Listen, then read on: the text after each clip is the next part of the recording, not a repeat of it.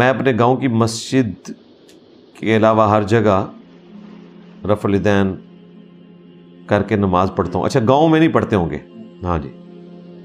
اس کی وجہ سے لوگ پریشان کرتے ہیں.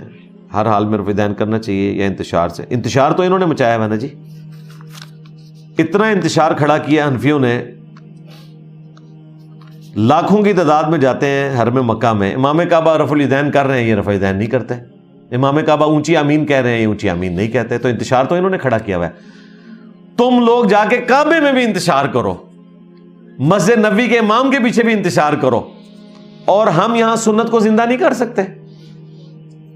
یعنی ایک غریب تو بدتمیز، ان کو تو رائٹ بھی نہیں پہنچتا تھا.